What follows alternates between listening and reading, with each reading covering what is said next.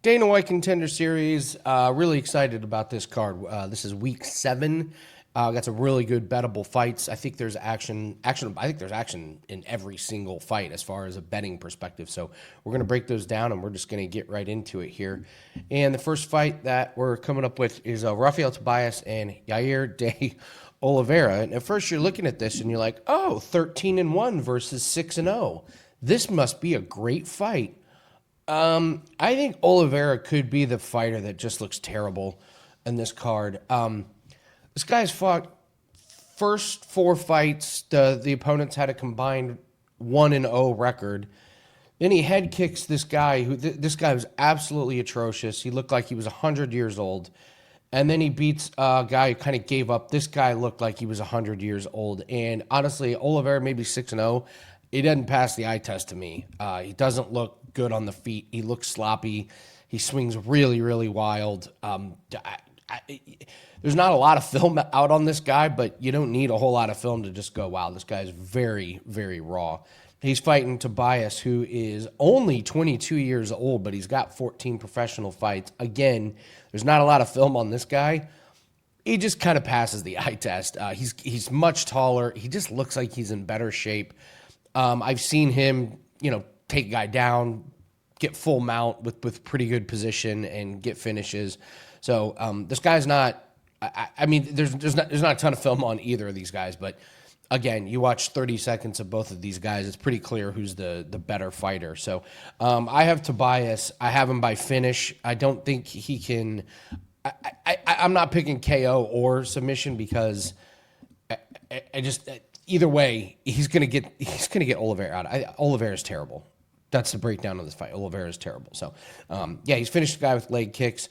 There was a nice fight where he got mount and finished the guy with some elbows. So Tobias by finish is going to be a pick on that one. Javier Reyes and Justice Torres. My hot take on this fight is I don't think either of these guys are very good. I don't think this fight's going to be very entertaining, and I would be pretty surprised if there was a contract given out. I think this fight goes the distance. That's my best bet on this on this fight. But you look at Reyes, and he gets this rear naked choke, which it was a pretty decent rear naked choke. Before that, he loses in kind of dominant fashion. Like he really was never. I mean, he was kind of competitive, but not really. And he's a striker, but he certainly doesn't fear. You're not fearing him. I mean, this is a guy who got knocked out by Larian Douglas, and we saw Larian last week, I believe, or 2 weeks ago, and Larian just looked incredible. And, Larian's putting this guy out. So Douglas gets a contract. He's UFC ready. I just don't think this Reyes is. I'll tell you why I think Reyes loses, and y'all are going to laugh at me, but if you followed me for any length of period of time, I know what I'm talking about. Justice Torres, more of the same. I don't think he's that dynamic on the feet. Yeah, he's got some finishes, but he finished these last 2 guys because the last 2 guys got tired. Both these guys, it look like mirror images of each other. They take Torres down. They hold him there for the first round. And then the second round, they just get tired. And Torres landed some elbows, landed some punches, but he basically knocked out 2 gassed opponents. Torres fought off submissions and fought off, the top position in the first round, but not that impressive. This is a haircut theory. It drives me nuts. Javier Reyes cannot get his freaking hair to stay still. He's constantly screwing with his hair because he puts it in this weak ponytail, and 3 minutes into the fight, his hair's everywhere, and he's constantly screwing with his hair.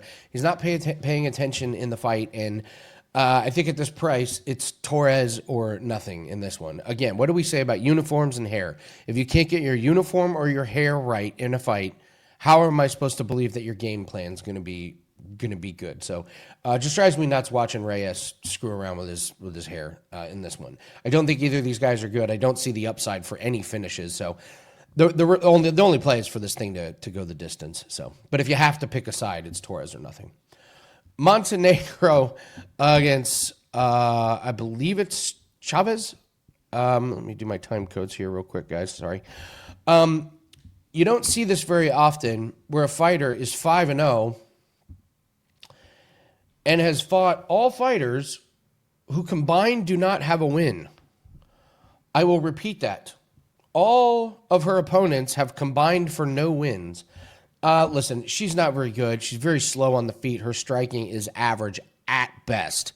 There isn't really a ground game to speak of. She's very young in her career. How old is she? Yeah, she's 28. So, 28 years old. She just started, professionally fighting a couple of years ago. I don't see any upside in her whatsoever.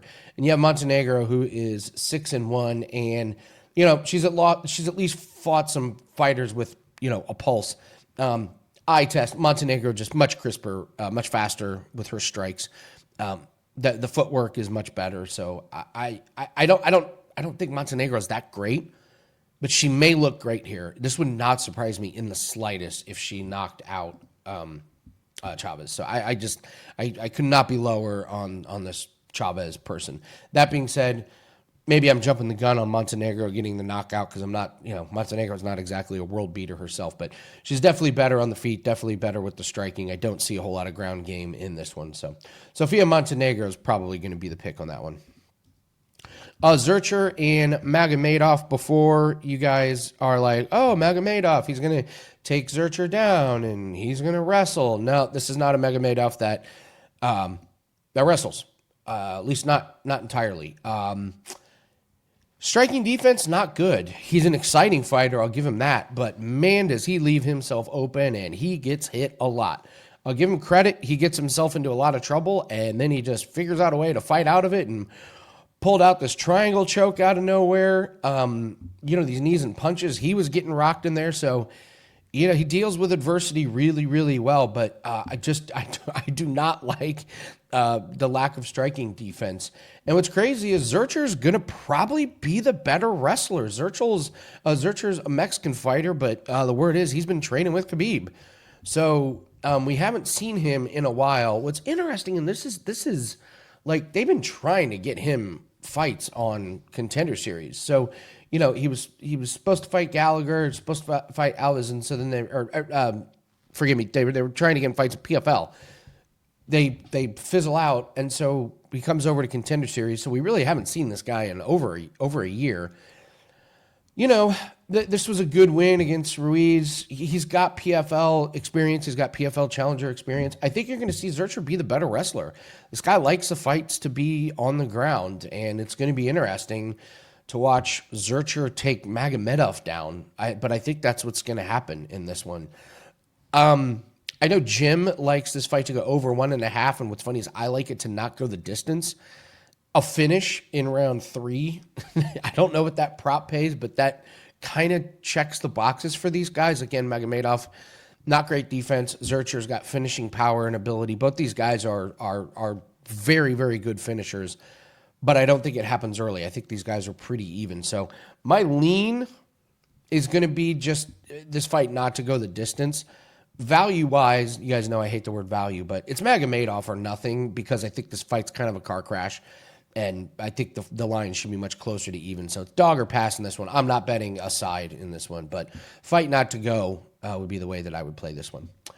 All right, it's $5 Tuesday, as you guys know. And like I said, there's a lot of actionable bets on this card. Easily, there's one that stands out to me.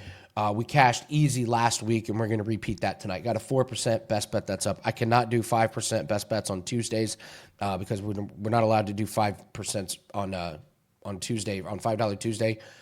So that's why this is a 4% and not a 5%. So it's going to be a great card. I think we're going to win a lot of bets, but this one stands out more than the others. So go grab that. It's only $5. It's $5 Tuesday, and I've stuck to my word. Every Tuesday for Contender Series, our $5 Tuesday play is the best bet in Contender Series, and I could not be more excited. So join us in the $5 play, and also don't forget to join us tonight. We are going to be on the Winning in the Shadows YouTube channel where we watch all the fights live, myself and Jim, and live betting is where it's at on Contender Series. We also do the BMF Award for the baddest mofo of the night, and it's just a lot of fun. We take notes on all the fighters that get contracts. That way when they enter UFC, they get their first UFC fight, we've got notes on all of them. I mean, this UFC card on Sunday, there's Cam Rouston, who we already have notes on because we saw him on Contender Series. So it's a lot of fun. It's a lot of good bets, and it's a lot of good information. So join us on Winning in the Shadows YouTube channel for live Contender Series. All right, let's finish it up with the main event. And I used the phrase car crash earlier. This is a car crash. The under 1.5 is very, very juiced, and for good reason. Yeah, I don't see any world in which this fight goes the distance. So I'm going to butcher this guy's name, so forgive me. Mantas Kondratavicius. Really impressive win last time out. I mean, this TKO of this, he knocked him out. The guy was out on his feet, basically like fell over into Mantas. He's got an armbar win. He did get submitted here for his one loss, and that's where I'm going with this one. The odds are pretty close to even. I think Barbir is minus 130, and that's where I'm going to lean with this one. Mantas is, man, listen, we talked about a couple fights this season where, like, these guys that are just, big knockout artists and submission guys, these lines should be even. There shouldn't be like a minus 200 on some of these fights. We saw it last week. So I'm going to lean Barbir at minus 130, but only because he's got a pretty decent ground game. I've seen him finish guys on the ground. I've seen him get ground and pound. I've seen him get pretty good top control. I've seen him reverse guys. So if Barbir has an advantage, it's definitely in the ground game with this one. But as long as this thing is on his feet, Mantas is definitely live for a knockout. But regardless, I don't think you need to bet aside. I think you just put this fight to not go the distance in your parlays. You can take under 1.5 face-offs. These guys are big boys, man. They're going to come in and do some damage. So you may even take not to start round 2. I don't even know if this thing gets out of the second round. So Barbir will be the lean for me, but this fight has violence written all over it. So, all right, that's going to do it for us. Thanks so much for joining us. Don't forget to get that $5 play, 4% Contender Series best bet that is up at wagertalk.com. You can get there faster with wt.buzz/AL, coming off a big win in Contender Series last week on our $5 play and looking to do it again tonight. And join us, Winning in the Shadows YouTube channel, and please hit the like button and leave us a comment below. Tell us what your favorite bet is. Good luck on your plays, and we'll see everyone tonight.